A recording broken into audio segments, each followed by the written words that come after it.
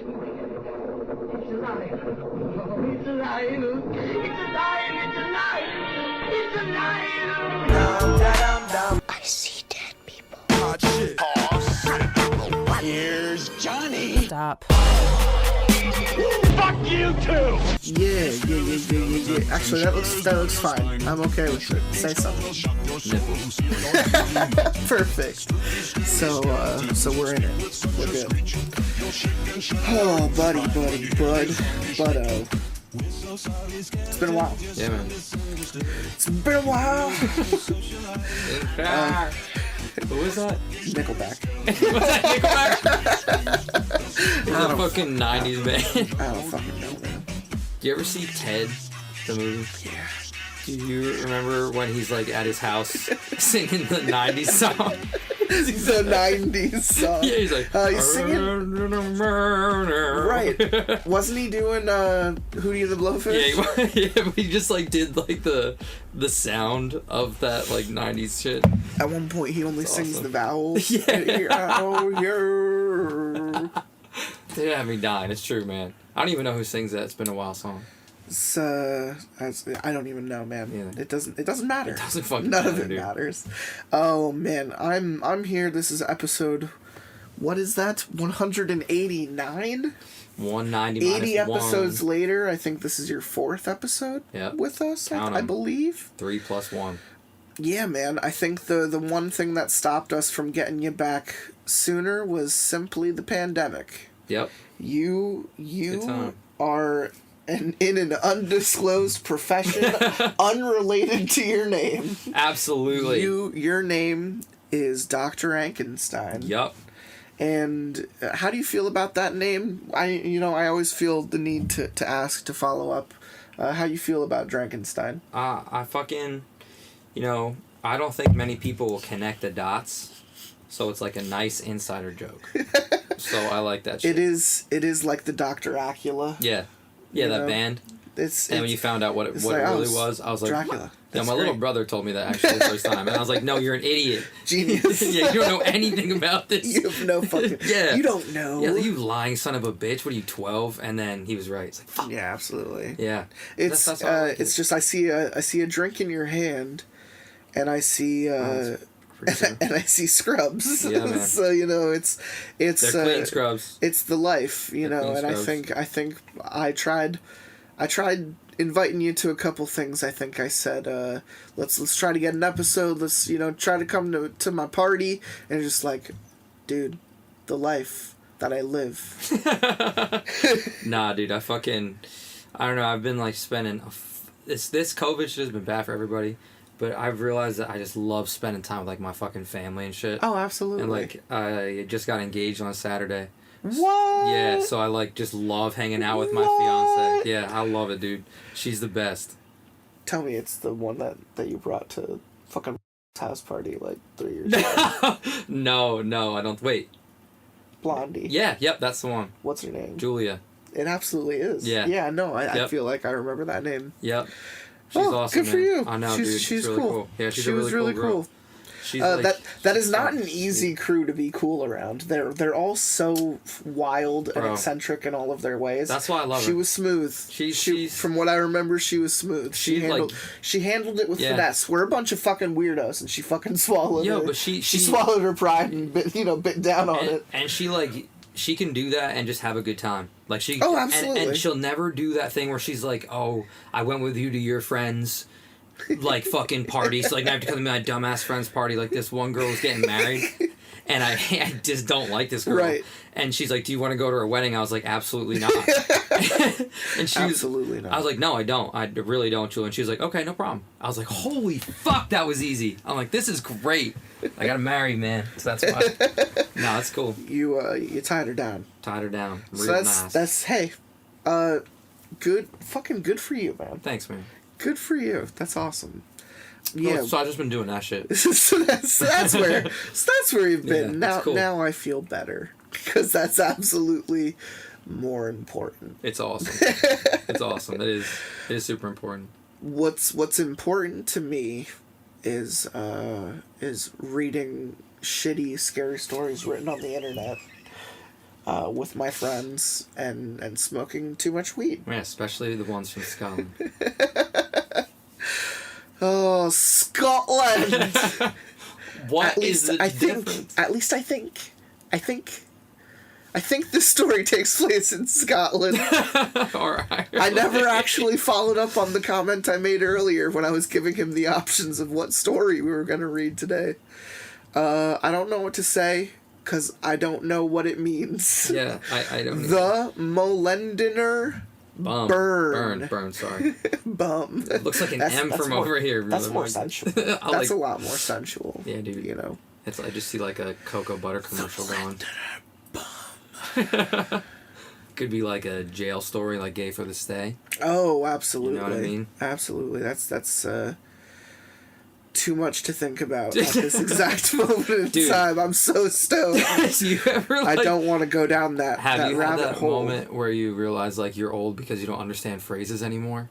That was mine recently. I'm I at a never point heard in it. my fucking life where I think I'm dyslexic. Dude, shit. I'm not being serious. I was like, that sucks, bro.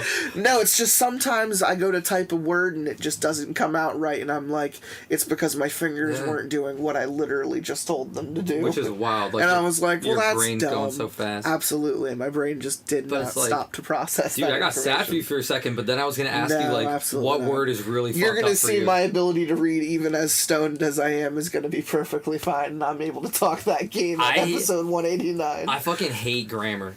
Oh, Like, grammar can suck, and I know, feel it's, like so subjective. I feel like you genuinely picked an interesting story because this one was submitted by a fan, and it was found on creepypasta, which tells you something about the material.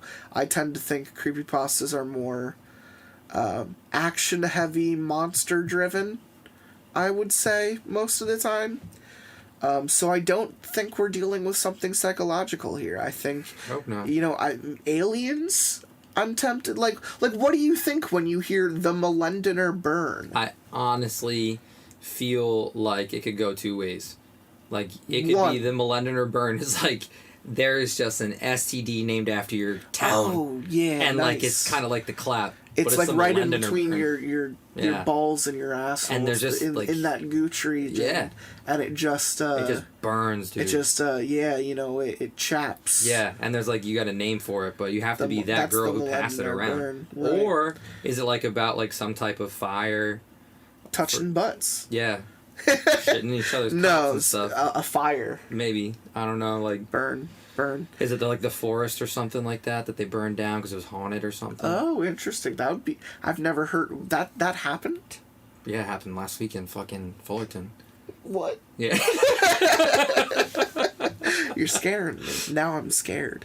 So, Molendinar Burn. I don't know what I think when I read that. I feel like I see that and I'm just like, what is that, like a medical procedure? Oh. Is that like a car maneuver? You know, like a burnout, like, you know, it's when you drift around an angle that's seen in Fast and the Furious, like Scotland. Vin Diesel. Okay, so the Scotland thing, to explain that away real quick, breaking the fourth wall, I'm pulling out my phone.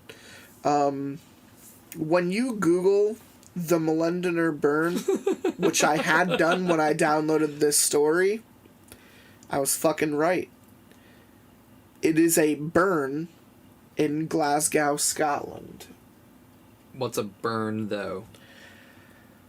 Site of a settlement that grew to become the kernel of Glasgow, where Saint Mungo founded his church in the 6th Saint Mungo? century. That's why I'm like, why do you guys get weird Saint fucking... Mungo. What did you look like? Why are you What does it mean saint? by burn? Yeah, let me check. Yeah. It's a landform. A landform. I've never, dude, like... It's a water course. A water course. Oh, that's cool, man. See? A large stream or small river. Alright. It looks like the fucking Irish soap package. Irish Springs. Yeah. Molendinar Burn.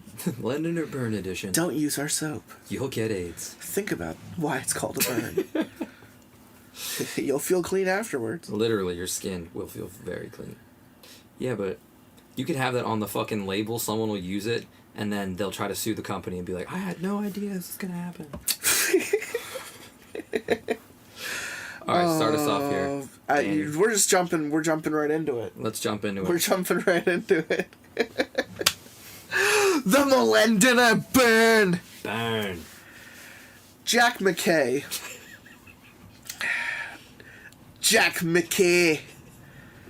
Huddled in the cold midnight street with a pale green sleeping bag encasing his lower half. Spindled trails of light reflected off the gleaming roads from damp light posts. It's lamp posts, but I made the correction in my head. Fucking grammar. But the cold wasn't what gave Jack his nightly jitters. Not by a long shot. The small flame bewitched his green eyes just below the bent spoon full of rose-gray powder. This last week of panhandling has been kind to him. It was likely shit quality, riddled with impurities. But that was irrelevant. He had an itch. So why waste what the good Lord deliver? Might leave a wee aftertaste in your gob, but you'll enjoy the ride. Trust me, the dealer had assured him, as much as a dealer would. A little further down the pavement was another homeless man, draped in a tan blanket.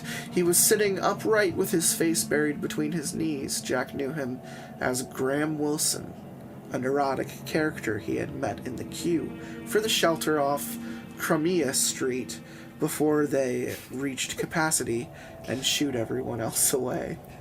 Are you just thinking of all of these words and names in Scottish? No, I'm thinking of, like, just, you know, like, come and play on something Crimea Street. Before they reach capacity and shoot every other. A man was approaching, dressed in some thick, woven coat and Rupert Bear trousers. Snuffleupagus. What the fuck? If I saw one of those, I'd be flipping. His footsteps sounded strange against the asphalt. Clop, clop, clop.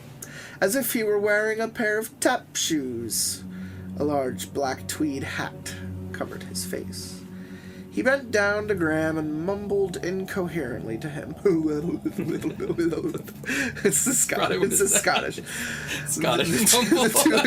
Mumble. The two exchanged mumbles for a minute or so before Wilson nodded. In the corner of his eye, Jack watched the two disappear into an alleyway. Oh, he's going to get a blowjob. Lit. He's paying $20 is $20, is what Frowns McBoohoo would tell me, right? I'm telling you, man, it's what Big Burger. I'm probably going to go suck him off for alcohol Oh my pounds. god. It's probably going to suck him off for some alcohol pounds. Jack thought to himself. It's cheap as fuck. You know, he does what needs to be done. I never, like, hit that low point in my life where I gotta suck someone off so I get some Miller Lite. Once the powder became a gooey black puddle, Jack dipped in the needle tip and drew up the ethereal fluids of the angels. Oh man, I don't like reading about drugs. Oh man. His arm was permeated. We just realized at the same time. Blood vessels too narrow and bruised for use. Maybe it's burned, maybe it's like maybe it is medical. Bruised for use. But he still had a few good ports left. He spied a surviving vein among the scarred landscape and slid the needle in slowly. One pull of the plunger to check for blood and then a slow push forward until the black substance disappeared. First, his arm tingled as though someone lit a fuse in his venous expressway burn. Then all at once, an extracellular stimulant erupted into a euphoric surge. Jesus. Pure illusory pleasure coated his brain like thick warm wax. The jitters stopped. Glasgow, with its year-round Atlantic gales, with its Victorian tenements and modern skyscrapers, no longer existed. And for a moment, his thoughts reached the peak of the vast universe. Then the screaming started. It was a horrible shrill of horror. It came from around the corner and sounded like it was pouring straight out of Graham's throat. It was Dick in his throat. Back a bit. Through his veil of dazed elation, Jack couldn't drown it out. Someone needed his help. His help. His heroin-induced help. Dude, that's a bummer. He lumbered over to the walkway and rounded the corner before his drug-weighted thoughts could catch up. And as he reached the narrow gap between the two tenements, the ululating stopped. Double yellow lines ran across the side street's edge with a few bin wagons under the orange glow of a street lamp. There was no trace of the two men between the chipped brickwork. The pathway was a dead end of dilapidated windows, only one way in or out where Jack stood. Still not entirely at his wits, he stepped inside where Graham and his screams dissipated. An odor of wet trash and rusted iron perforated the air. A drain cover was lying next to a void in the asphalt. Jack peered down the exposed pipe. Assisted by the orange light, he could make out something lying at the bottom of the chute. A mangled human hand. 2 fingers were missing. The palm was, for the most part, peeled away from the exposed tendons in a ghastly fold. Jack stumbled backwards from the sight and nearly vomited the universe from his body. Without another thought, he barreled out of the area as fast as his legs allowed. Let me ask you a question. What is the question? Have you ever seen that movie Teeth? I have absolutely seen the movie Teeth. What if that's how, like, the zombie apocalypse started in all these movies? Like, if you're fingering her, because his 2 fingers were going back this way. Vagina dentata. And she bites them off. Right, but, like, then you become a zombie. And that's how the apocalypse starts. You see these people with fucking fingers. You're like, oh no, she got him. That's absolutely what's happening in the story. That's the Molendinar burn right there. That's it, dude. You're welcome for that. That's when you're script, fingering Hollywood. a chick, Yeah, and it her bites it vagina off. teeth bite your fingers off and spit them out. But like she's full of STDs and shit. And you get infected and it kills you. And it's called the Molendinar burns, the infection they name it after. Molendinar burn. I'm thinking about some source material called From Hell, which is a story about a detective trying to catch Jack the Ripper, written by I think Alan Moore and illustrated by I think Dave Gibbons. But it was a movie adaptation starring Johnny Depp. It was really good. The investigator is addicted to opiates. So this investigator is like constantly tripping, but he's also trying to track down fucking Jack the Ripper. And it's crazy. It's a crazy story. Really good, but the kind of like trippy part of this story, I don't condone, and I will never mess around with anything needle related. And you know, I draw that line completely. It's a little interesting to read of, though, because I also like, you know, like I've seen like Train Spotting and shit, you know, like I do even Pulp Fiction fucking represents it a little bit, you know, so you never know where you're going to run into that in fiction. And I definitely didn't think Scotland, I didn't think that was going there. Scotland of all places, I didn't imagine had a big heroin thing going on. Dude, that's the thing though, like my fucking brother died of that shit, and fucking like you just, what I think is a bummer about it is like a lot of like physicians and providers were the reason for a lot of like the heroin opioid crisis, because they were just like prescribing the shit and just like letting it go, and people were just smuggling everywhere. It's wild. But I've seen some fucked up shit where like FBI will sit on these people for like 2 months, just let it happen. They don't do shit. I'm like, what the fuck, son? So I can believe that it got that far, but I wasn't expecting it. It's just wow how quick it can come. I hadn't planned this at all. No. And I picked it. You picked it. I picked it. Blindly. Blind. I was actually in the middle of reading it. I was genuinely going to stop and wonder. You know, I wanted to ask you if you felt comfortable continuing to read a story about this. I don't. We don't get real on the show very often. Oh, but no, this no, is absolutely, it's hard to not this is think about it, absolutely you know? a fact that I know, that I'm sitting here reading, and I'm reading it, and I'm like, I don't know how he is going to react to this, but at the same time, he blind picked this story, and that's just crazy to think about. I don't think about it often, to be honest with you, bro. Like, Okay. I don't mean it in, like, a negative way. Like, it's not that I don't, like, miss him and shit. It's No, just that, like, no, I just, no. like, don't think about it, but when... Actually, like, when it comes up, obviously it's the first thing my mind jumps to. And Absolutely. shit. And I'm like, I never, like, some people always look into shit, like, why do people commit suicide for these things, or something like that. Absolutely. Like, they dive into it. My mom really dived into it, but I never did it. I was never like, oh, how does a heroin addict feel and stuff. So, like, to read, like, how that felt, like, when they injected in your arm, that's a really cool, not cool, but it's a really, like, I feel like, vivid description of what... It's a different side to it. of, like, know? what heroin is. It's crazy. Like, that's a great feeling. Almost every media representation I've seen just makes it seem like I was even watching Hellraiser the other day. I think Hellraiser fucking, like, 7 Oh, back in the day. is about it's early 2000s. Even, like, Hellraiser 7 has a big fucking, I think, like, heroin related plot line. Wow. And I was just like, what? Yeah, damn, Like, I know. I fucking know. like 2 movies ago, we were watching a detective who was addicted to cocaine. Like, yeah, what the fuck happened? why are we now following a cult that's Yeah. addicted to heroin? It's a bummer, dude. It's such a bummer. It's so difficult to like, wean people off of it, but it's cool. I really, honestly, dude, it's shitty, but there's a lot of good that came out of it. Like, there's a lot of good rallies and, like, awareness things and people being like, I'll help you. Like, it's been awesome.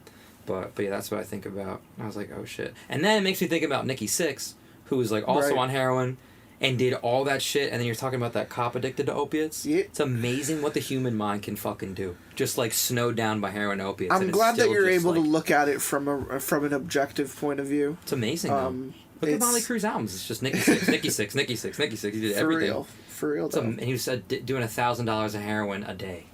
It's wild. Like, what the fuck? It's wild. Wild. I have my own opinion about why I would never do any of those things. Like, I've had a bad fucking trip on mushrooms. What makes you think, like, what makes you think I want to have anything more chemical go wrong with my body? Like, I don't even want to open that door, because I loved fucking mushrooms until that bad trip, and now every time I do it, I feel like I'm playing fucking Russian roulette, because my bad trip was just fucking annihilating. Yeah. So, you know, it's that's my I don't even know if I want to do acid again. Yeah. Acid was a roller coaster, so I don't want to get on. yeah, I don't want to do it again. I did it once. Like weed. Yeah, exactly. Weed makes me feel good. I can sit back, I can eat some wings, I can hang out, I can watch stuff, I can still communicate. Yeah, right. I can still control my functions and my body. Melting. And if anything, I feel fine. Yeah. I know, that's like, but like that makes me think. I don't need to numb myself from the universe. I don't need to see the next dimension. You know, there's so many different ways it can go, and I don't ask those questions. It's like funny though how, like, guys like us, like, for that shit, it doesn't line up. Like, something happens that stops you from making that next jump. Absolutely. Like, you know, you're doing mushrooms, having a fun time, and then boom, bad trip, and you're like, okay, I get it. Like, I'm good. Like, I tried it. I don't need to do this ever again. You have a life-changing experience that is then burrowed into your fucking psyche. Because what you experience is so heightened that you can almost... I could remember it, like, right now, and it'll feel it's just real. But these guys, like, they just... It's your brain. It's amazing how it lines on up, overdrive. Though. Like, look at that funnel. Like, we get funneled out, and then they get in, and when they get in it, they're just, like... These addicts, like... Not addicts, whatever. They stay in. I don't mean to call them that. I don't like being called that. No, that's fine. But they get so sucked in, but everything has to go right to, like, get to that point that you want to surpass being stoned, like, that next dimension, even though you keep having bad time after bad time. The thunder. It's wild. I just don't understand it. It's wild. It's tough. All right, I feel better. Thank you. That was cool. To read this story, to read about how someone can experience something that I never plan on experiencing, and then have it, like, turned in that way, like what you were saying with From Hell, like how that guy, how the detective is able to, like, fucking see the fucking nth dimension off of opiates and track down Jack the fucking Ripper. It's a fun story. Yeah. I have no idea. Getting back to it, I have no fucking idea why our main character had to be a homeless heroin addict. Dude. But what a bummer. But it is a wild narrative base. to jump into. It's a good base. Wow.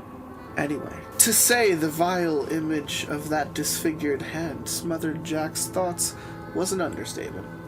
For every night after that incident, he tried fruitlessly to expel the repeating scenarios of Graham Wilson sitting on the same street corner like him, followed by the clop, clop, clop, then the screaming. Why those sounds? Why wear those shoes? Maybe the dealer had snuck some hallucinogenic kick into his merchandise. It's difficult to trust your eyes with a mind as high as a kite during Hurricane Bobag. Jack was too afraid to tell the authorities, let alone to check that dreadful place again. Russell Gresham, one of the few souls left in his social circle, who wasn't a peddler, was the only one he could tell. He had several years over Jack and had been sleeping rough in Glasgow far longer. His face was a contoured map of wrinkles with a scruffy walrus mustache beneath a jutting nose. In his earlier years, he had been a gamekeeper for deer before the Parkinson's worsened and one bill after another went unpaid due to the alcoholism. Bosom buds. The two squatters often slept and conversed in the rickety upper level of a condemned corner row house off Greendyke Street. You heard me. Greendyke Street. Any passerby would notice the mounds of accumulated garbage and the front door covered in violation notices. The corridors were dark and unheated, and uncovered bulbs protruded from the ceiling fixtures over bare wooden floors and uncurtained windows.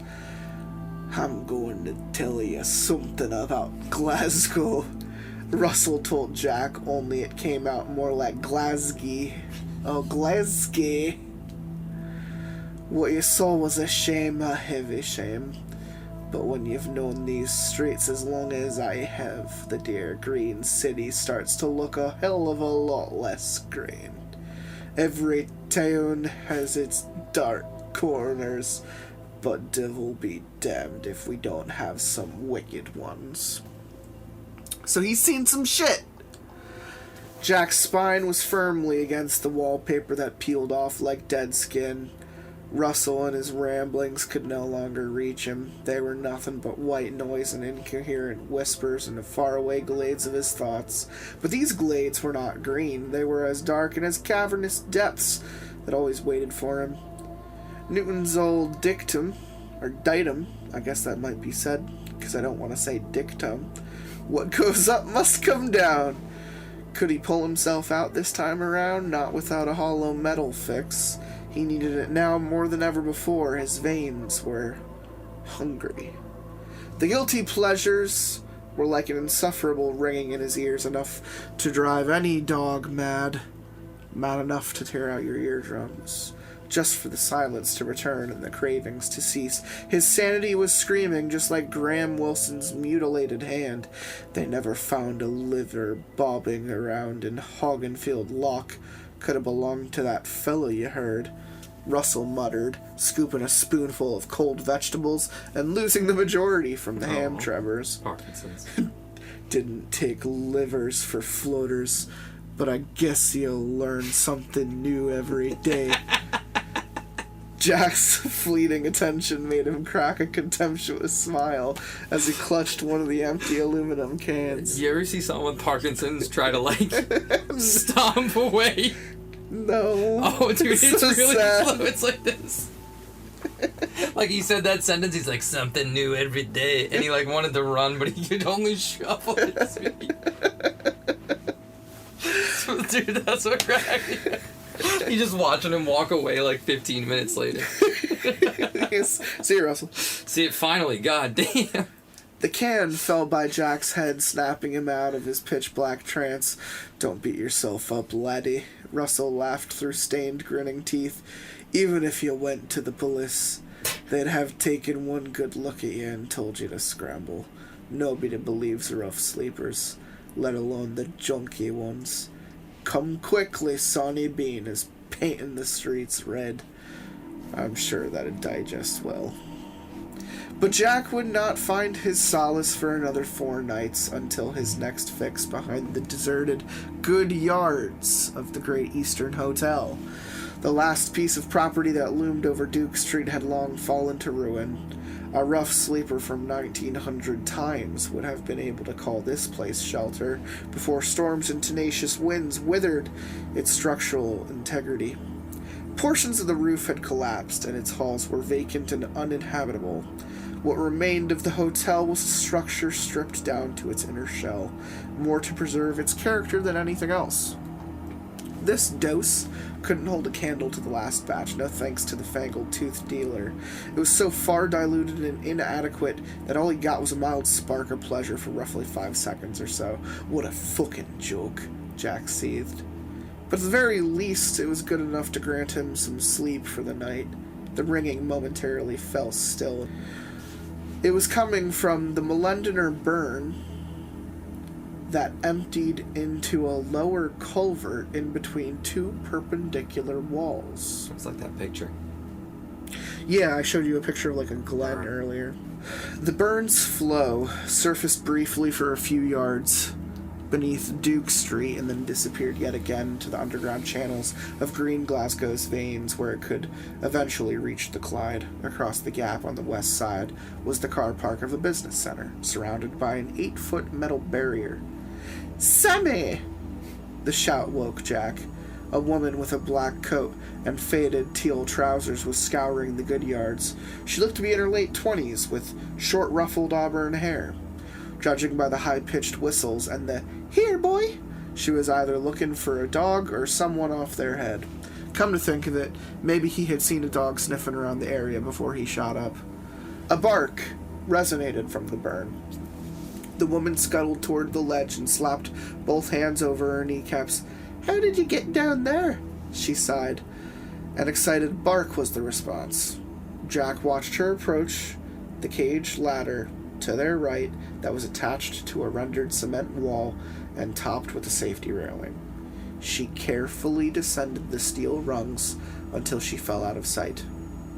After the quiet splash of her shoes, Jack crept toward and peered over the ridge. The auburn girl was tailing a soaked Labrador that splashed around her in happy trots. What was once bright yellow fur was now sopping and clotted with mud. No dog could look more content. "What has got into you?" she shouted with a partial laugh and hiss of annoyance while the cold water rolled over her heels. "Need a hand, lass?" Jack called down to her. "We're fine. On your way, please," she said with a denoted sliver of passive aggression, not so much as batting an eye at him. Just as her fingers were about to hook the lab's green collar, it veered away and galloped downstream, straight into the culvert. "Sammy, no, no!" she screamed, making chase and stopping at the foot of the tunnel where her voice echoed back to her. She paced the air passage back and forth like a wooden duck in a shooting range. Another bark reverberated off the brick-lined walls. Finally, after several attempts to coax the dog out, she sloshed her way inside. "Little fucker," she jeered. Were you shaking your head? Nah, I wouldn't go. You wouldn't go in for your dog? Hell no, dude. There's a limit to what I would do for my animals.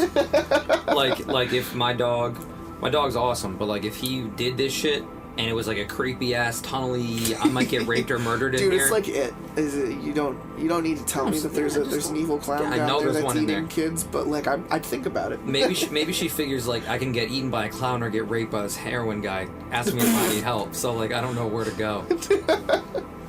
Well, she told him to back off, and for the most part, it looks like he did. But now he's a little concerned for her because of what happened. Oh yeah, now he just comes to back. Graham or something. This is how he's telling a story to the lawyer about. Yeah, there's this lady, auburn hair. I wanted to fuck. Yeah, I mean, help out of the gutter. Beautiful. Jack shuffled down the closest bank and cautiously dropped into the canal. Wait, he doesn't have Parkinson's, right? No, that was Russell.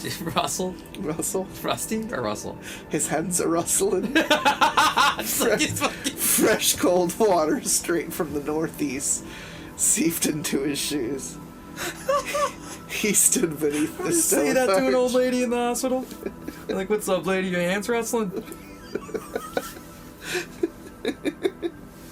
He stood beneath the stone arch at the mouth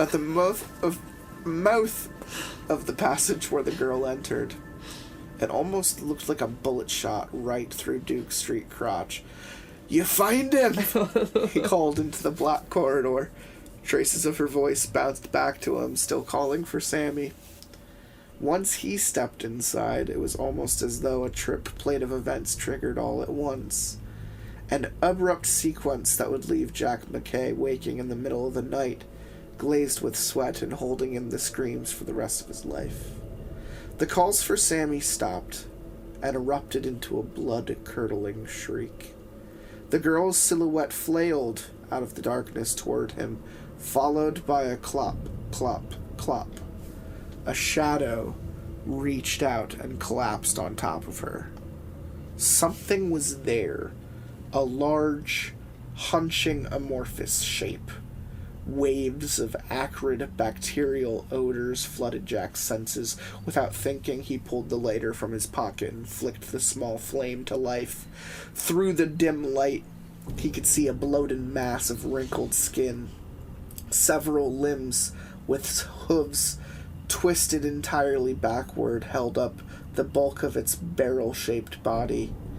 Dripping hair that resembled pondweed stems encompassed its muscular neck with yellow patches of fur. Deep, heavy breaths wafted out of its elongated muzzle, anchored deeply into the girl's shoulder. Something snapped from its brawny neck, a green nylon collar. Jack then realized the overall size of the being was growing, and the yellow blotches of fur were dissolving into its black mane. "Why?" A rickety voice squeaked out of her gray spectral face. Her words creaked out with a weight of sanity about to be pulled to pieces. "Why aren't you helping me?" Girl things. The corner of her mouth perked up in a caricature of pure madness. The hooves began to scrape against the rutted floor following downstream. She was being dragged away into the imperceptible bowels of the underworld. For a moment, the paralysis left him as he dived forward and gripped the woman's hand. The lighter plopped into the water and bathed them both in darkness, and he pulled with whatever strength his welted arms could collect, but the black skin, or whatever it was, stuck to her like viscous black tar. The sharp incisors in her shoulder clenched even tighter until a yielding blood vessel popped. Blood peppered Jack's face and made him lose grip. He fell backward into the burn as it seeped into his lower regions. That was when he locked glances with the human-like irises. Two slits of golden embers that held a cold light behind them, the sort of way a god would look at a fly unmoved or concerned. Go ahead. Watch to your heart's content, my friend. Who will believe you anyway? Piss emptied from his bladder. In one fearful, convoluted swoop, Jack turned tail and fled out of the culvert's throat, deafening out as much of the woman's screams as he could.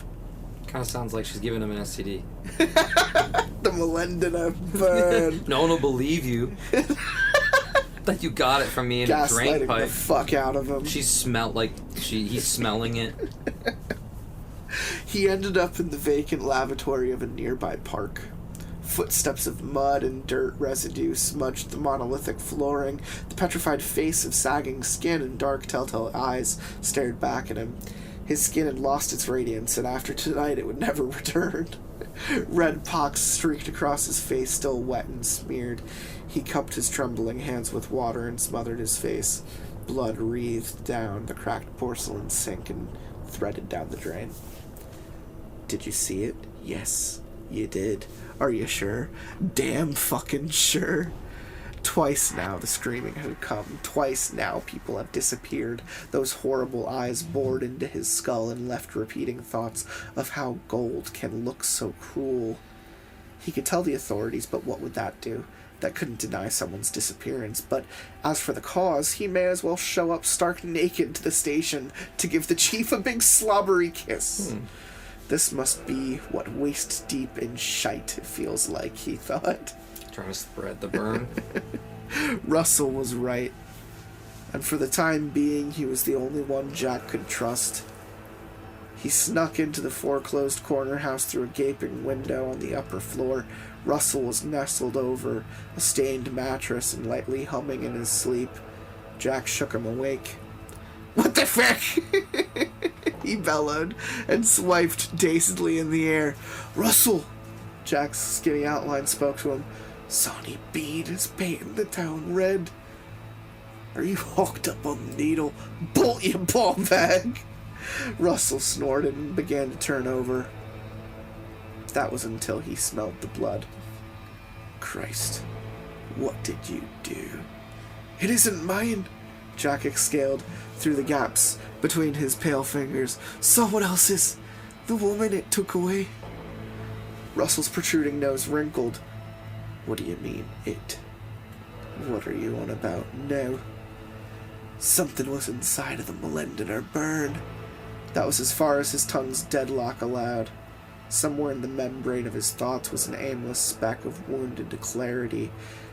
Never speak it, never seen it, right? He wished it were right. Then he could run away from these things that would surely drive him insane, but no, it was too late for the gift of ignorance. I actually was thinking this. What? I thought of the tale of the Kelpie. I think it was a Kelpie. The fuck is a Kelpie? The words floated out of him. Kelpie, Kelpie, Kelpie.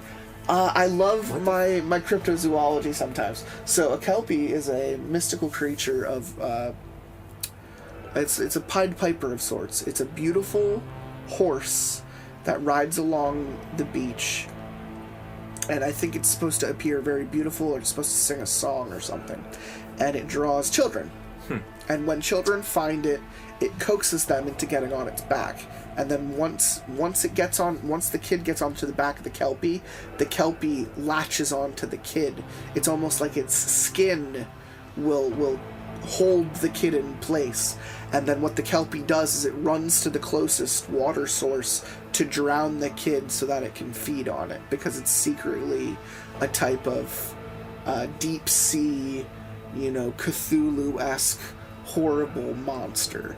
And the Kelpie goes back to, I think, an urban legend in the Scotland, Ireland area due to folktale and shit in nearby coastal towns.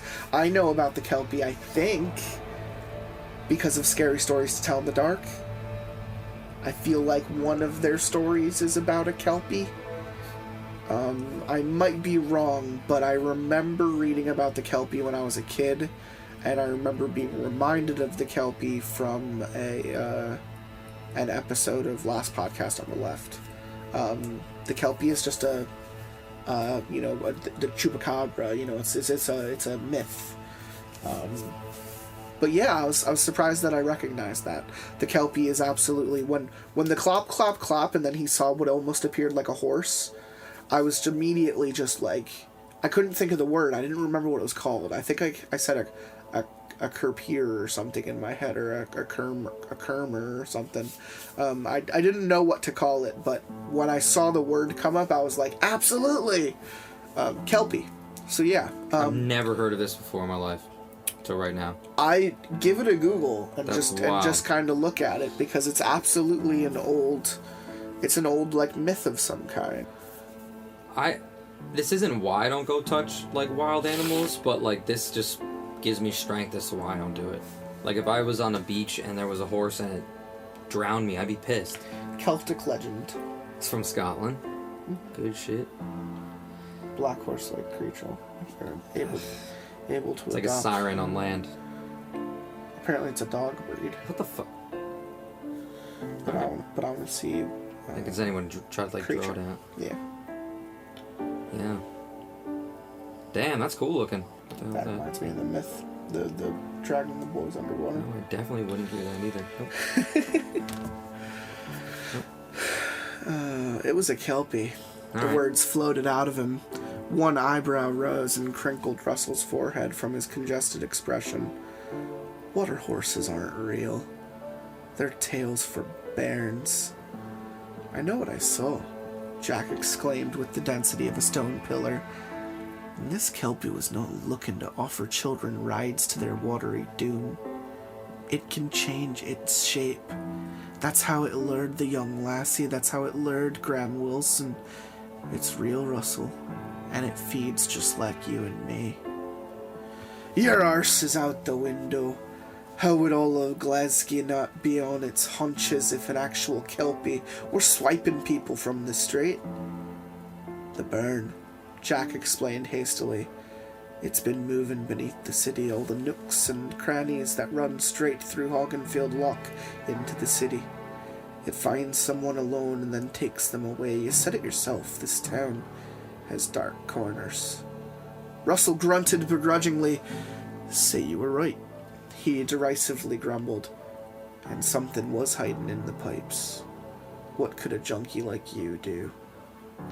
Images of that woman's petrified face were acutely sewed in Jack's mind, alongside the butchered hand, alongside the sardonic embers.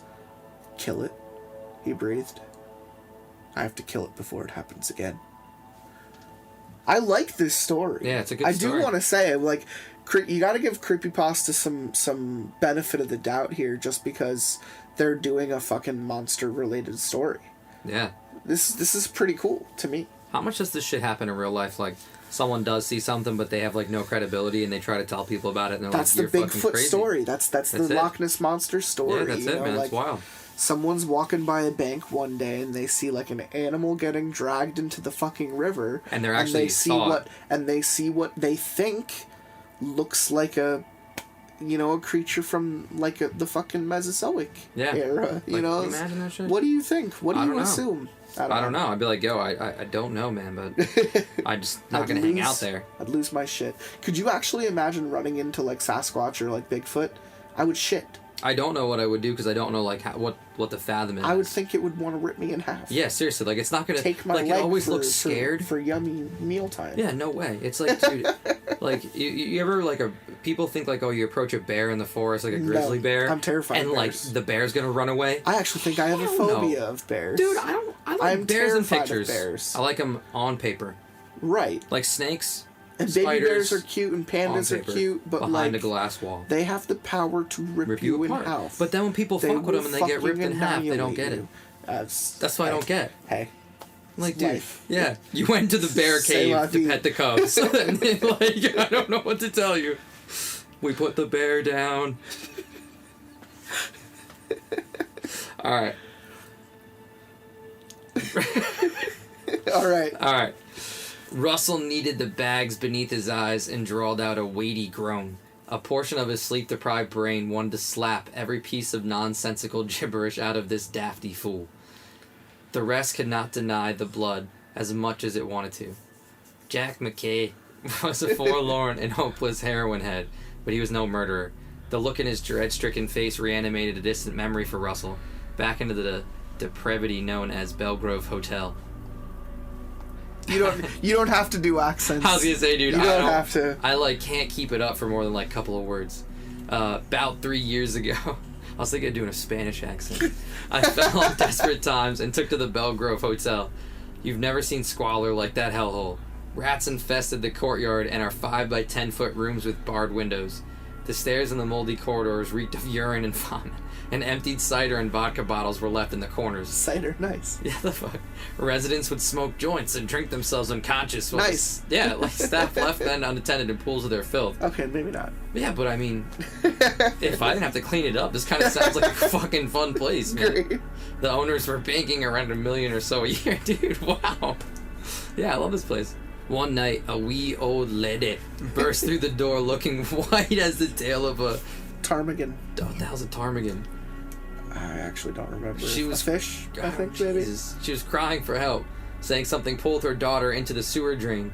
One of the staff Some African manny threw her out into the street. We barely had any room for ourselves. To this day, I wish I had helped her, but my spirits were too hobbled. A few days after that, a small pair of lungs turned up in Hoggenfield Lock. Russell stood up from the bed and crunched his neck to the side. They could both hear distant thunder outside. He walked over to the pile of bags with a graceless gait. I thought she was off her head. Frankly, I still think you are. Jack watched us fumble through one of the swollen black bags until he pulled out a small box. He returned it to the bed and rested the black box over his lap. But devil be damned if they fish your parts out of that lock. He unclipped the metal holders of the box and opened its contents to Jack. The shakes have made my hands pooch nowadays, so I don't have much use for it. A Glock 17 pistol lay there in its container with a box of Winchester silver tips shoved next to the grip and trigger. But if you're talking out of your fanny flaps and stick up a bank, then forget my name.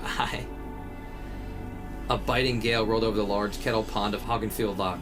It was one of the 4 large bodies of water in Glasgow Park left behind by Ice Age giants. This was the paramount source of the Molendinar burn that bled into the city. Thunder mumbled lowly from the overcast clouds hidden behind the night sky. Jack walked along the tarmac path that encircled the loch's outer edge, the pistol loaded and securely in his pocket, doubt consisting of where to look or what to expect. I harassed the loony bravado he called confidence. It felt like finding a needle in a haystack full of ravenous snakes, a needle he wanted in the worst way possible about now. For all he knew, the Kelpie was lying merrily in the middle of the damn lake, enjoying the fruits of its labor. He glanced over the shallow stretch of water and met a small wooded isle situated at its center. The isolated piece of land acted as a sanctuary that any buzzard or wildfowl could nest in. He followed the trail to the southern corner of the loch, closest to the wooded island's sandy beach. Unfortunately, the only way to reach it was to trek through the watery gap between shores. He stared at the water's glittering ripples from the not nipples from the wind, hypnotized by its alluring seams. Perhaps if he swam like a madman, it would be over in a minute or so, but even 60 seconds could separate the dead from the living. He'd be nothing less of an oblivious swan waiting to be pulled under, ripe for the picking. But if his theory was right, and he had every reason to doubt himself, that Kelpie came here to finish feeding. Frankly, he wasn't even sure if it needed to eat for necessity. Those tapered gold eyes weren't hungry, they were egotistic, and after all, gods only eat and drink for pleasure purposes. Finally, the madman made up his mind and traversed into the cold with the pistol held over his head. It wasn't shallow enough for his feet to slop through the clumps of sand and submerge both of his shoulders. A sudden shock ripped through him as a long, slender reed ran up his pant leg and filled him with frightful visions of a glistening black mane. He propelled himself against the Langmuir currents, expecting at any moment for a set of powerful jaws to rend the flesh from his ankle and drag him into the black, bubbly abyss. The sand slanted upward as he reached the wooded island and pulled himself ashore. Fingertips smothered in soft, sticky earth never felt greater. A streak of lightning flared across the sky and released a thunderous crack that would have given Tyrannus and his 6-spoked wheels a run for their money. I think this is wonderfully written. Yeah, this guy's on fucking good drugs. Jack retreated. You think this is all a trip of some kind? Dude, you think he's going nutty? Maybe he's That's like... the thing about an unreliable narrator. You never know which way it's gonna go. But it's like, I'm glad it's not predictable, though. Right. Yeah. Like, imagine the story in VR, you'd just be fucking... Yeah, like this in VR. I don't want to get dragged to the depths by some tangly black horse. What if she's hot, though? Thanks. Then maybe. That's where you got me. Yeah, it's like, fuck. That's what's just gonna fuck everybody, dude. You get these 12-year-old boys who see a pair of titties on a horse, they're like, this is it. Alright. Jack retreated into the dense layers of shrubs and thick undergrowth. Mature oak trees loomed overhead, housing many nests. Other than the birds, plants were the dominant species here. He somewhat hoped anyway. The farther he traveled through the foliage, the lack of human disturbance became evident. There was no chiseled path nor signs to follow. If any soul went missing here, they'd disappear into the soil forever. He scrapped the thought for now. The greenery soon opened into a clearing, probably somewhere in the island's center. Thunder rumbled a low-pitched growl above him, but there was a different sound behind it, the sound of sobbing. Someone was close. Ugly roots of fear and relief of another human presence branched throughout his system. He couldn't allow himself to stop now, not after everything he'd witnessed. Even if he survived this night, the uncertainty would inevitably kill him. Well, I'd be worried about hearing something, actually, because that could be it trying to lure you in for a trap. We already You know know? that this thing can turn into a guy and ask for a blowjob. Bro, I don't fucking...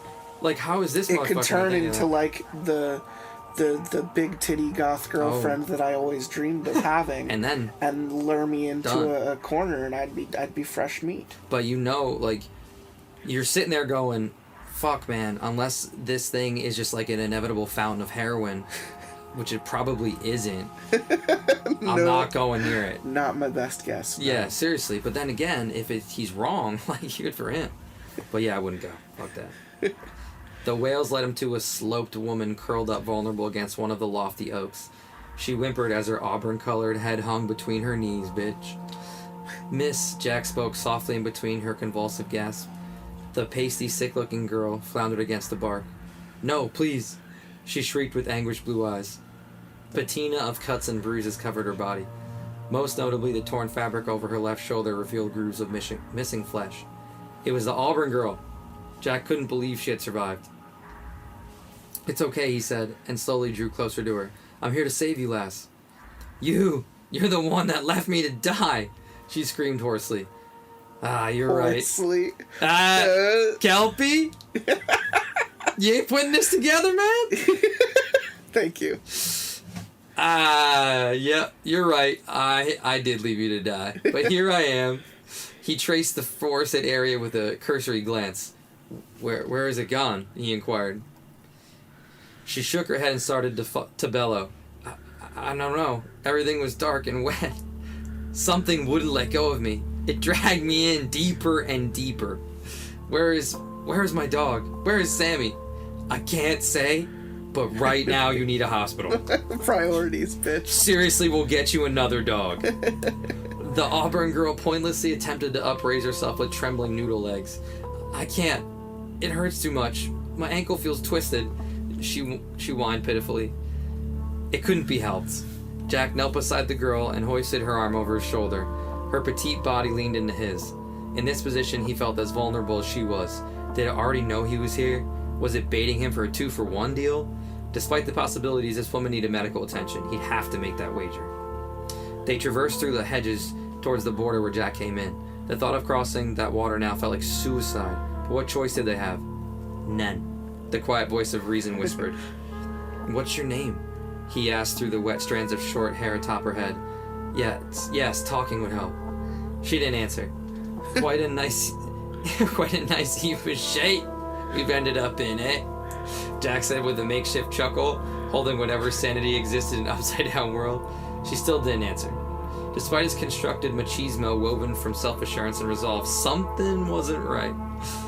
The woman had a dainty, lightweight look to her, but she felt heavy, almost like a gravitational pull only affecting one of them. The weight of her steps thumped the ground. Her arm resting on his shoulder seized around his neck. A scar of lightning fire ripped through the sky and illuminated the entire lot for an instant. He looked at her, and she looked right back. Blue eyes no longer greeted him, only golden embers. Got him. Something wet and clammy clung to Jack's arm. Her pastel skin took on a runny, gelatinous texture like a doll in a microwave. It's when you pull the gun and you shoot her immediately in the face. Literally, don't wait, dude. No, you don't. Your chances of getting laid are over. It ain't happening. It ain't happening. It climbed over his shirt and suctioned to him. The fabric of her clothes lost their texture and now resembled vaguely colored gelatin. The vicious goo-like secretion that once made up her body crawled over his arms, his torso, and started up the neck. Her eyes were infatuated with him and harbored an almost coy assertion. I win, they said. 2 booming flashes illuminated them, one from the storm, the other from the pistol stowed away in Jack's pocket. The flytrap substance released him while the silhouetted shape of the girl collapsed to its knees. The rough outline of her dissolving figure was sputtering heavily from the newly opened hole where her throat and the silver bullet were acquainted. Her color blackened to a pitch residue. That pungent, fungal smell was back and stronger than ever. Muscles in its back contracted and then bulked together like an interweaving tumor. But Jack wasn't done yet. 2 more shots opened the creature's expanding back. Bang, bang! It gurgled out like a droning moan. Spouts of white, which reminded him of a star jelly, jetted out of its wounds. An eerie satisfaction went through him. So, gods bleed, do they? How does it feel? He yelled through a fixed rictus grin. By now its mouth and nostrils had elongated into a flat muzzle with projecting razor-edged canines. Fuck no. Dude, shouldn't say it. You talking a bit soon there, chap. Yeah, seriously, like, come on, man. Beneath her was the muffled pop of several ribs being pulled out of place and curved outward. She was getting larger, more cylindrical. The bones in her arms and legs were forcefully extending. Her toes and fingers shriveled away into slanted cone-shaped stubs. Another round tore straight through its fleshy jowl, and then two more in its hind leg joints. The creature squealed piercing like a banshee. It reared its triangular head backward where Jack caught sight of its eyes filled with crystallized fear. The universe coursed through his veins once again and transcended his mind to an unsurpassable threshold. He had met the enemy, and by the saints, the day was his. "Send me another!" he screamed to the tempted sky. "Send another ignorant god to put down!" The large, chthonic horse raised itself upward, still bleeding the star jelly profusely. Its powerfully built muscles leaped into a 4-beat gait. Clumps of earth kicked up in Jack's face from its twisted hooves. He gave chase to the monstrosity with his pistol deadlocked on its fleeing figure. "Where are you off to? I thought you enjoyed the hunt!" Jack cackled as he madly fired off more shrapnel in its direction. The beast ripped through the thicket and leaped into the lock with an explosive splash. Jack skidded to a halt just an inch from the edge and bombarded the disturbed water until the click, click, click of an empty magazine. "Come back any time, you big Jessit! I'll be waiting right here, you fucker!" He screamed, unhinged and hysterical. He stopped backward and fell flat on his back. A sensation of raw, unfettered joy bathed his frantic bliss, and for the first time in a very long time, the jitters ceased. Russell Gresham was laying between a doorway with a sheet of cardboard pinned behind his spine, another tucked beneath his sleeping bag. It was a humid sundown with a few light rain outbursts that left the pavement cold and wet. His panhandling cup grossed 4 pounds. Big tippers today. The deplorable foreclosed house he had temporarily called his own was remarkably back on auction and sold. But Ruff's sleeping rough was nothing to a soul like his. Slow-paced footsteps approached. Russell didn't look at them. It may put off potential alms. "Come on, let's hear that charity," his inner voice implored the stranger, anticipating the lovely clink. "By hell, have I lost it?" the stranger abruptly spoke. Russell lifted his eyes to the astonished face of Jack McGee, or someone that resembled him anyway. But that unchastened face couldn't belong to the Jack that he knew. It was too bright, too much life in its cheeks. The clothes were also too clean. He was sporting a gray fleece jacket, dark green trousers, and unblemished Skechers. "Well, if it isn't my favorite ne'er-do-well," Russell chuckled, glancing up at him and down. "Got all the muck and gunk out of your system." His animated cheek creased to a broad smile. "Most of it," he laughed and bent towards Russell. "A few still linger here and there, but I've reduced it." "And how'd you go about that?" "Drug crisis took me in. They got me on good meds to stop the cravings. It was hell's bells, worst nights of my life. But eventually, the urges lessened, and I was able to quit the needle. Next thing I know, I found a warehouse job." "So, that is what ate you up," Russell said. "I thought for sure it was your imaginary Kelpie. Has it bitten your ass yet?"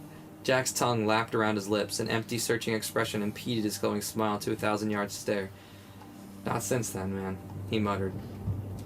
Russell still remembered that night 6 months ago, when Jack returned, swamp-drenched to high hell in a white-plastered face like a nun whose kiss St. Andrew himself. That deep-seated look wasn't crazy, more so enthralled. "I got rid of it," he muttered from the floor with the empty pistol lying over his knees. "Sent the bastard back to the watery hell it crawled out of." That was the last Russell saw of him.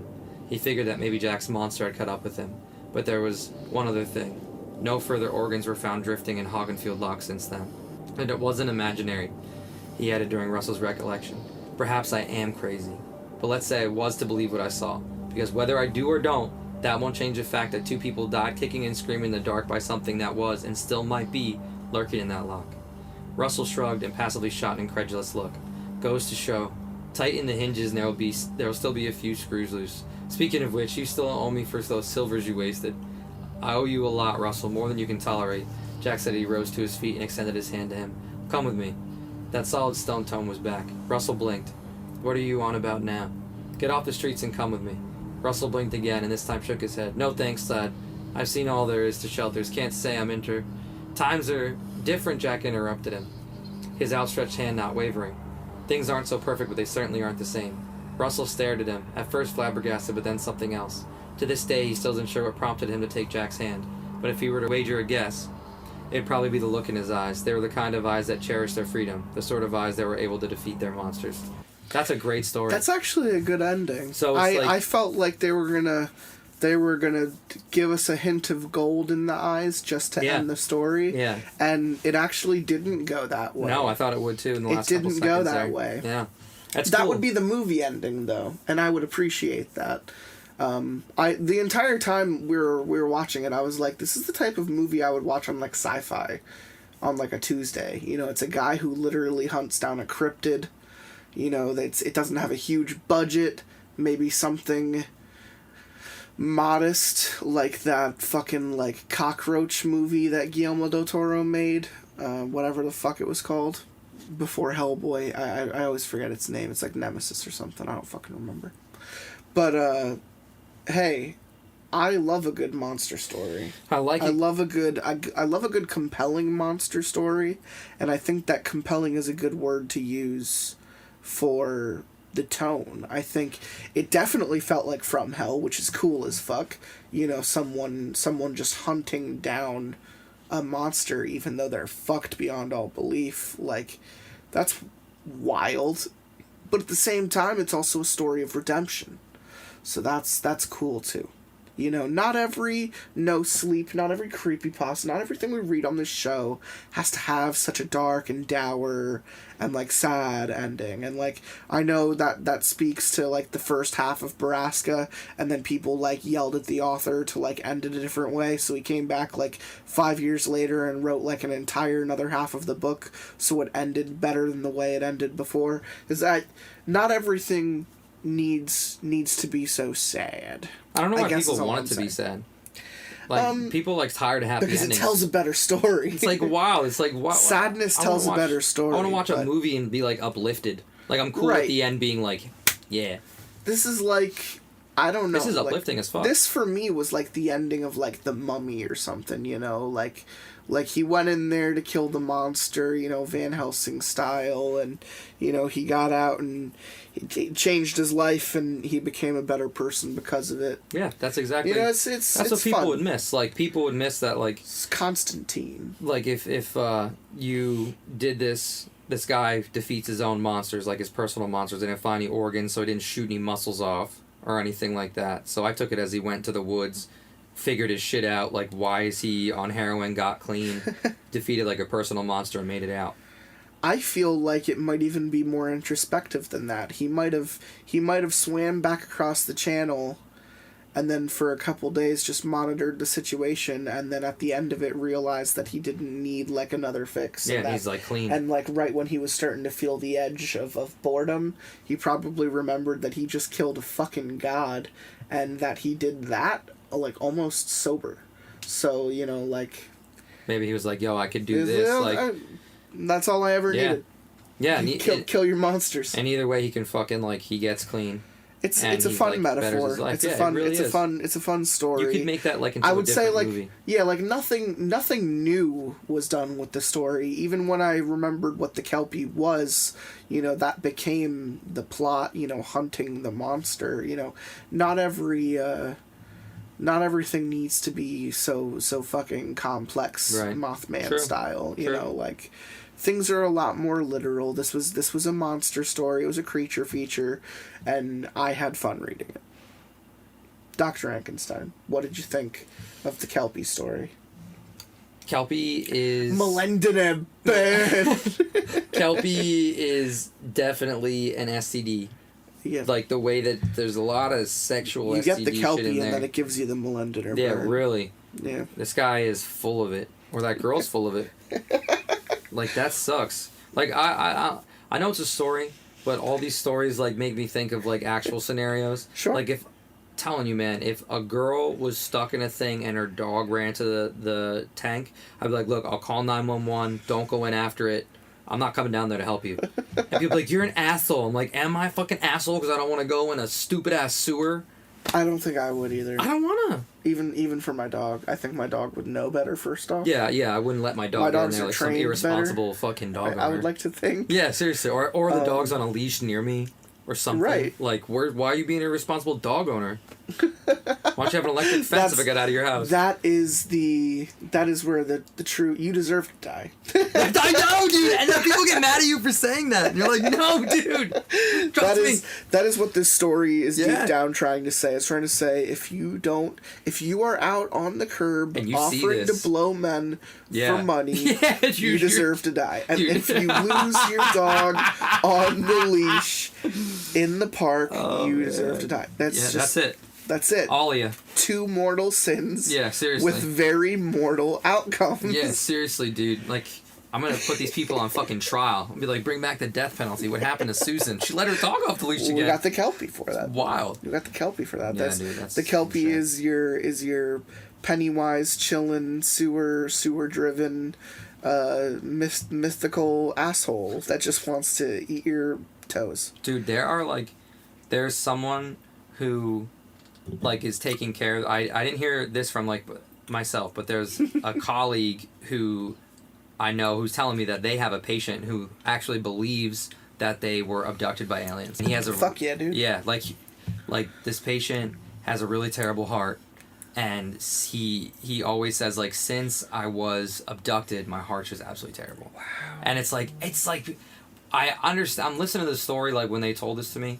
I was like, fuck, I wasn't there for the conversation, so I don't know really what was said. Are you twisting the words of this person? I don't know. Sure. But I definitely believe that there's people out there who have seen that stuff, and what if they're not bullshitting?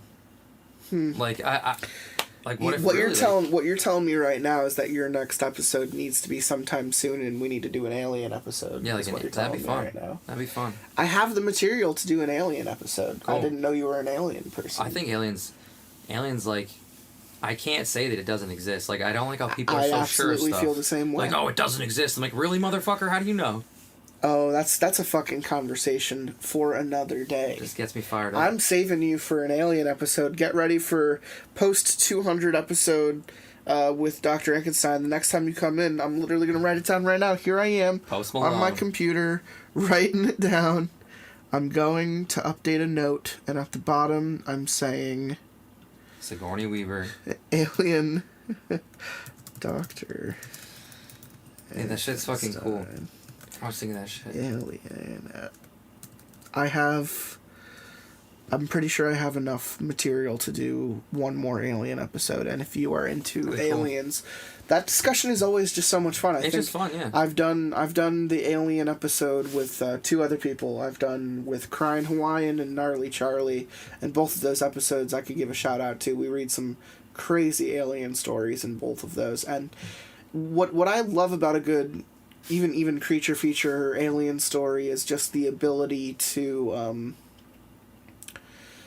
use the unknown as the thing that terrifies you the most, because we don't understand the anatomy, we don't understand the operational ability, we don't know what aliens are capable of getting away with. We don't understand their ability or technology. What if they're far more barbaric in attitude? What if they're not your stereotypical tall gray?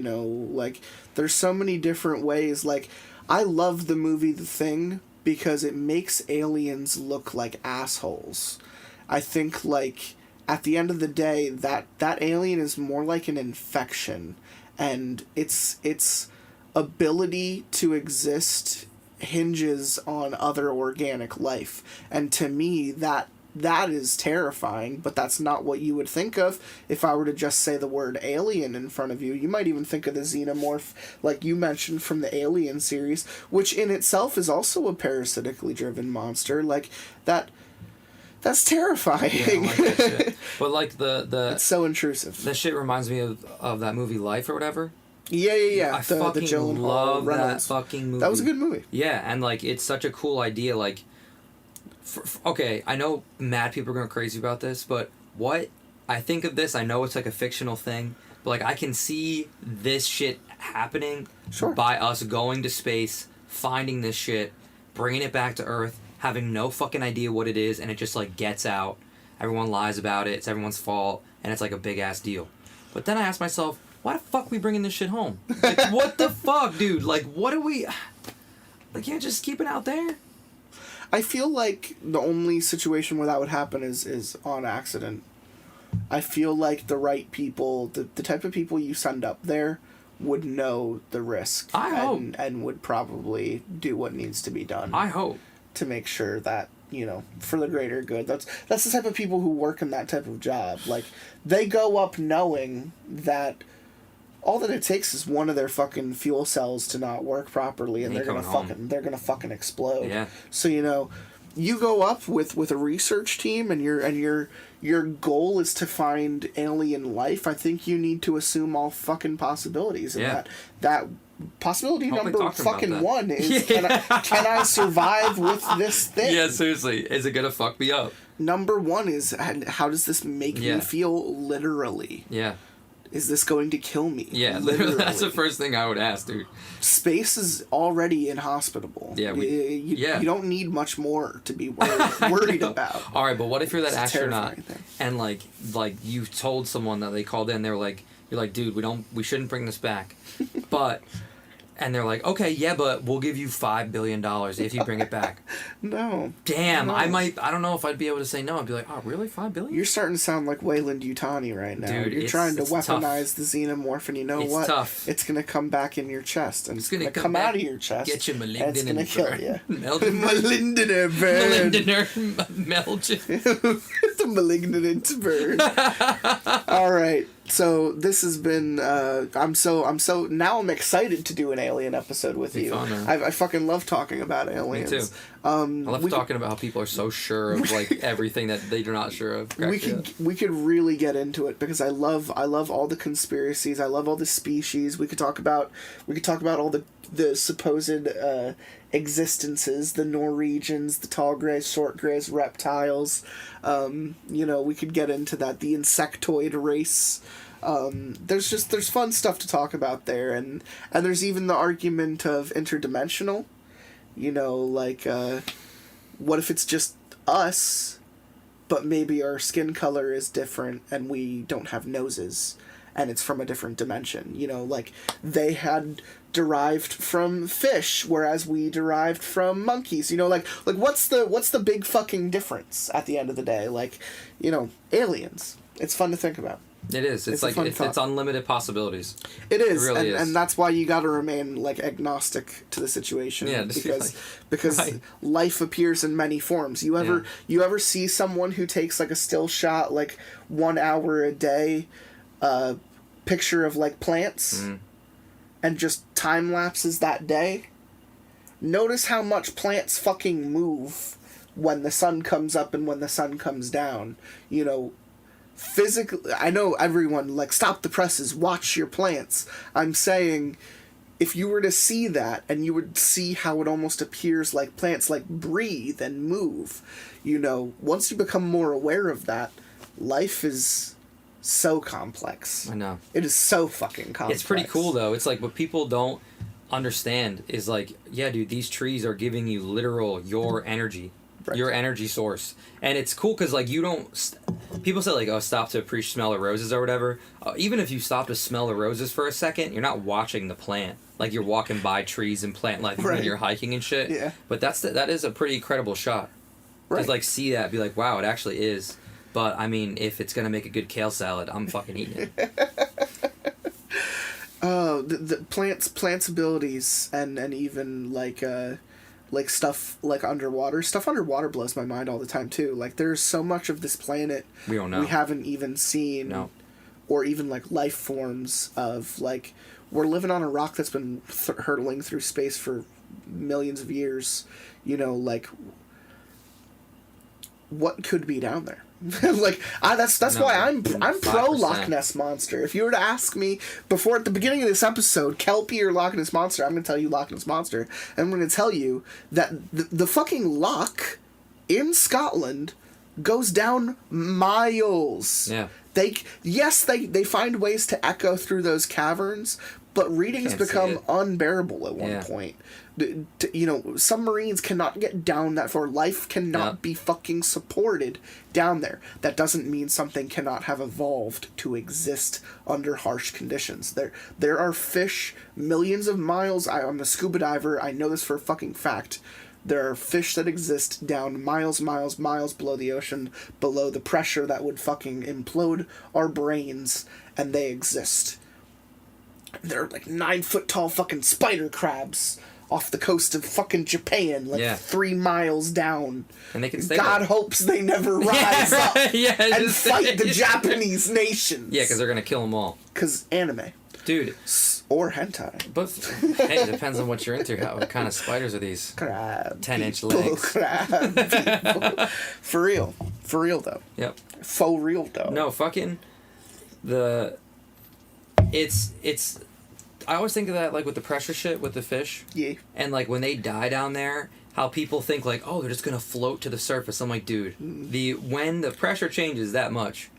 They're also amorphous to the atmosphere. Yeah. You know, weight is weight, and gravity is different down there, sure. Yeah, exactly. But weight is still weight. And, like, if you take something that is completely, like, recyclable, like they're living off of their own atmosphere down there, it's just gonna sink. It's just gonna... It has mass. Yeah. If it's not propelling itself through the atmosphere that Yeah. exists down there, then its mass is going to sink. Right. You can't look at a shark and go, below a certain depth, you can't look at a shark and be like, oh, this will find its way up. Like, there's no oxygen that exists within that system. There's nothing that is requiring it to go up. That's what I mean. Like, a bird dies. Gravity is going to make it come down. Like, a bird dies. It falls out of the sky. Even if there's a rare form of a bird, probably someone's going to find it somehow. But, like, these deep sea animals that we can't even see, you can't even know, like, nothing's coming up. You can't see shit. No. It's wild. It's entire a cool entire ecosystems can exist down there. And we just can't get there. It's wild. It's so wild. Kelpies. Yeah, we'll keep putting Kelpies Starbucks are cups down in the there. ocean, though. Yeah, no, that's a perfect place to dump our garbage. Yeah. Unexplore this. Just make it heavier is what I'm getting at. What do they call the Mariana Trench? I don't know. Is that what they call it? The Marianas Trench? The Mariana Trench? It's a band. It's based off of an actual geographical thing. I know, it's an emo band. The trench, the Pacific Rim. That's also a movie. God damn you. There's a crack in the fucking planet that goes down deeper there than anywhere else in the fucking world, and everyone knows that it was at one point caused by the galactic impact of an outward force that everyone assumes is the moon. Wow. Holy fuck. Hit the moon. No, like, everyone assumes that, like, the moon either never existed or at some point... It's another conspiracy. That's what I mean. It's just wild. Like, you don't know. You just theorize. That the idea is that it's a chunk of the planet, our planet, that had been knocked off at one point. Wow. Weird to think about. Why is it dead? Yeah. Anyway, what happened? The trench reaches so fucking down into the ocean, and that's where Cloverfield grabs its entire plot. That's where, like, Pacific Rim grabbed its entire plot. Journey to the Center of the Earth, something that was written in, like, the fucking 30s. Yeah. And was adapted into, like, a movie in, like, the 60s. That's one of the oldest books in it's pretty cool. In sci-fi lore, It's so much like we don't know. There's so much about this planet we don't fucking know that means that there are unlimited possibilities outward in the universe. There really are, exactly. And it's like, but I don't think about it I think about it to the point of that, and I'm like, all right, this is cool. It's, like, really cool to imagine about, but I'm not, like, so hard and fast about it that I'm, like overthinking it all the time. Like, no, I know there's, like, this thing in there. I'm just like, that's probably just because take it or leave it. That's probably just because it doesn't make you anxious to accept that knowledge, and it doesn't for me either. There are a lot of people who, if the government were to disclose, and they already kind of have, that there exists, alien things. Yeah, I'd be like, wow, cool. You'd be like, wow, cool. There exists a section of humanity that would say, oh, God! Yeah, I know, yeah. And kill themselves. All right, cool, man. That's fine. That's what I said. I said we're, thinning the herd. Yeah, dude. Thinning the herd. Can you say that anymore? People are going to get really offended. They're going to be very You're going to have to fucking edit this out. They'll be like, really? What kind of people? Thin the herd? I'm not saying it. I'm not saying thin the herd. I'm saying people say that. But I don't endorse thinning the herd. I don't endorse... How does my show always end? Thanks for listening. Stick the herd. Hit the subscribe and like button. Kill yourself. Excellent. I wait till the day's end when the moon is high and it'll rise with the tide with the lust for life out. A massive army and we're running so hard and then we'll live across the land until we stand at the shore. I'll wait till day's end when the moon is high and it'll rise with the tide with the lust for life out. A massive army and we're running so hard and then we'll live across the land until we stand at the shore.